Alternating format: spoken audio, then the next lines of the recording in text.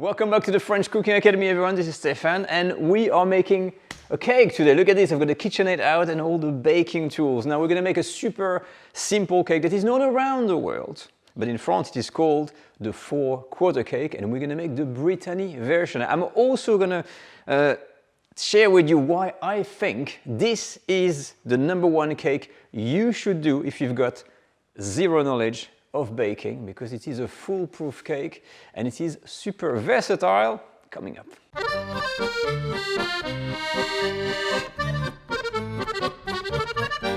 Alright, so as I said, this is a super well-known cake. You may know it in UK, in America, as the pound cake.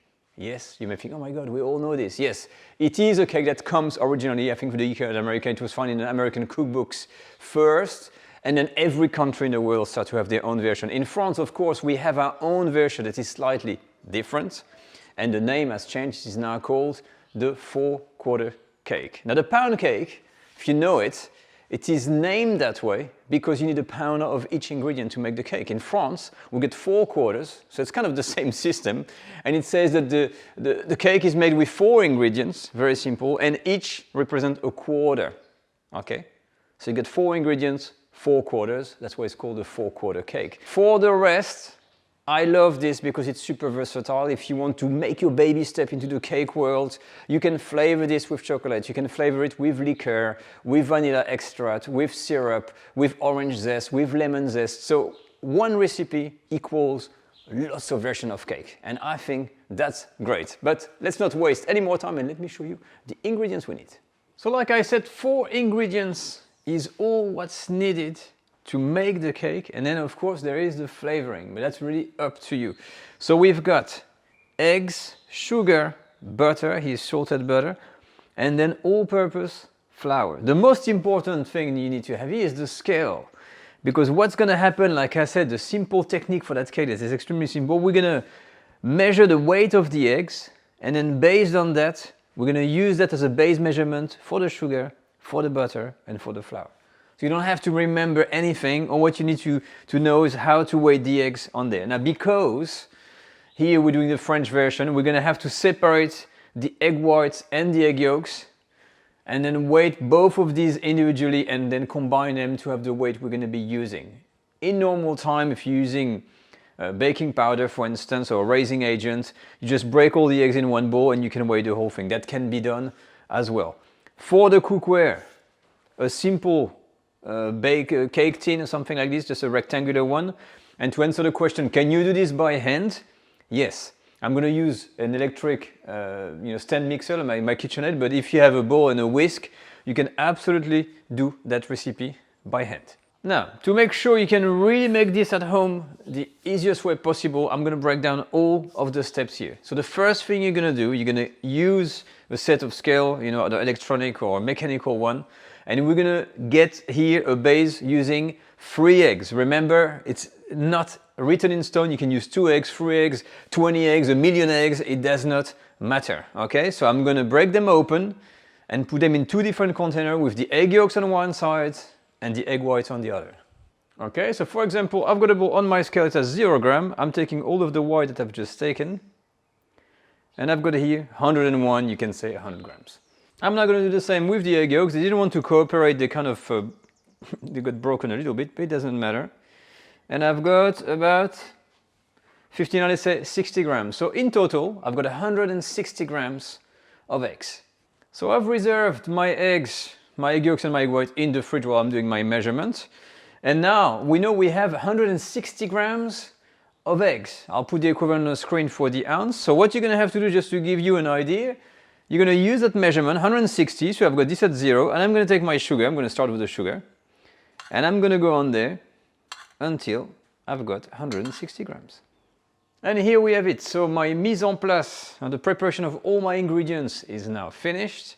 I've got my eggs, my flour, my sugar, and my salted butter. I've got here my cake tin that is ready, and for the flavoring, what I'm choosing today is Grand Marnier, which is cognac mixed with an orange liqueur. Now for the flavoring, it is up to you. The adults would prefer an alcohol-based flavoring like rum, Grand Marnier, cognac, Kirsch, for the little one, the kids, you can just do vanilla extract, maybe some orange zest, maybe some lemon zest. It is up to you, or any non-alcoholic flavoring. I would refrain from using plain vanilla seeds because you will have lots of little grains and you will feel them when you eat the cake. So just use vanilla essence or vanilla extract if you want to use vanilla. Okay, and now let me show you how to make that cake. Right, so this tutorial is really aimed at people that never bake. So sorry for the experienced baker out there, and we're gonna take our time. So when you're new to baking, you never bake, the first thing you're gonna do is to preheat your oven. So here we're gonna preheat the oven at 200 degrees Celsius. I'll put the equivalent Fahrenheit. Do this before you even start anything, otherwise when you're gonna be ready, you would have forgot and boom, disaster. That's the first thing. Then the next thing you're gonna take care of is the mold, the tin, whatever you call it, what you're going to use for your cake. You need to make sure nothing is going to stick. This is non-stick, but this is not enough. When you bake, it always tends to try to stick to any kind of mold. So what you can do, option number one, you can put some butter everywhere and then add some parchment papers, that thing, at the bottom like this, on the side everywhere. Option number one. What we are going to do, we are going to butter the mold by hand like this. We're going to take a piece of butter and we're going to rub the butter like this, everywhere, on the inside, on the side, until it's everywhere. And we're going to use flour in there as an agent that's going to prevent the cake from sticking to the mold. So let me show you how it's done. Once your butter is in the mold, we're going to add some flour inside, okay? So everywhere at the bottom here. And if you want to sprinkle and not have this everywhere and get your flour back, usually you do this, like that, okay? And from here, you're going to be able to kind of sprinkle everything and get all the excess flour in that little tray here. So let me show you what's going to happen now. All right, so next, you got plenty of excess of flour and you're going to do this, okay? And boom, look at that. You get a nice, clean butter mold with flour. And you can keep that flour and put it back in your flour pot. So we're all good, we've got the oven on, we've got the cake tin that is ready. Next is the butter. We're gonna melt the butter. So very low temperature, you're not browning it or anything or cooking it, we're only melting it. You can use a microwave if you want, but I'm using a pan here, it is up to you. So I'm gonna use a very low heat and we're just gonna wait until it's melted. As soon as it is melted, you turn the heat off. My butter is melted, I've turned the heat off, and the next thing is the egg white. I said that we're going to beat the egg white into a meringue. What does it mean? You're going to take all of the egg whites, you're going to put this in a bowl, and you're going to add a little bit of salt, a tiny bit, and a tiny drop, or a little squeeze of lemon. And I'm going to use my stand mixer and use the attachment and beat this on high speed. I'm just going to show you how it works. Of course, you can use any stand mixer that you want. I've got the whisk attachment, and I'm going to go on high speed until my egg whites are very firm, and I'll show you what that means. Okay, so these are the egg whites. It is egg whites that can transform into some kind of foam that is firm. As you can see, it makes a nice kind of ball. I'm going to reserve this in the fridge, and then we're going to make the cake batter. Once you've done the egg whites, everything is going to be much simpler. I'm using again the stand mixer, the whisk attachment. You can do this by hand, and we're going to start by adding all of the egg yolks plus the sugar. And we're going to start to beat this at a reasonable pace, not too fast, kind of like that, until it's well incorporated and becomes white.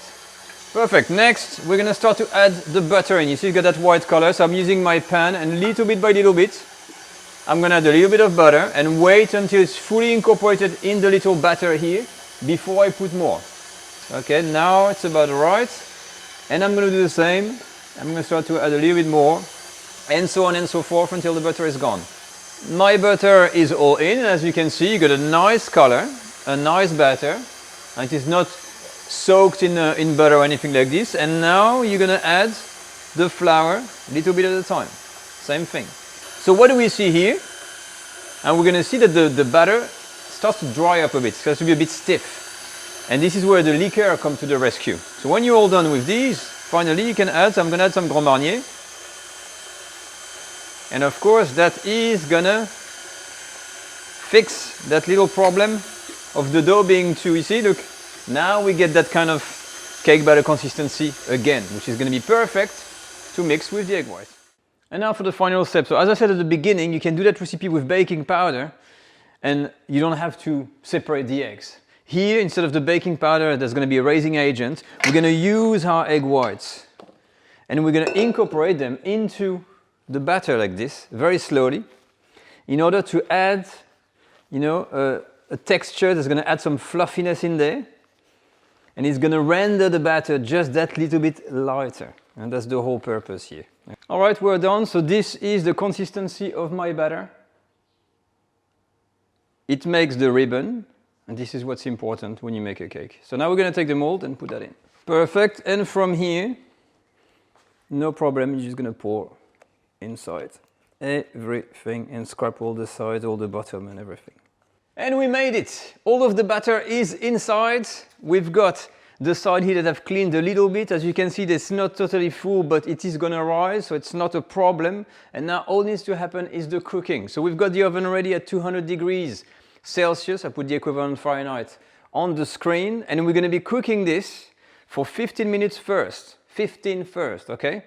Then after 15 minutes, you're going to reduce the heat to 180 degrees Celsius. I'll put the equivalent again on Fahrenheit on the screen for another 25 minutes. Total time, 40 minutes cooking time, okay? You will see a crack that will form when it's almost cooked. It is normal, don't panic. Last thing, use a setting without the fan on. So non-fan forced is best. You can use a fan force. I prefer to use non-fan force for that sort of cake, okay? So now I'm gonna cook that cake and then when it's done, I'll share the result with you. The time is up and our 4/4 cake is ready. In all its simplicity, as I said, you always have that kind of little crack in there. It's got a nice color. Now, keep in mind, if it gets too hot in your oven, you can always put a foil to avoid too much of a brown color, but there's always a bit of a coloring. So before you getting out of the mold, you can wait a little bit, just like 5 minutes or something, until you can handle the mold. And while still warm, we're gonna turn it over and get it out of there. All right, so I've waited a little bit. I'm always a bit impatient with this one, but I think, see, yes. See, it comes out perfectly.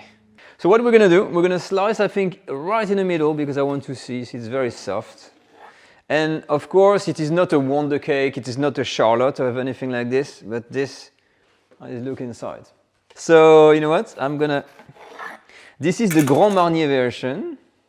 And I love that color. Look at the simplicity of that thing. And it's...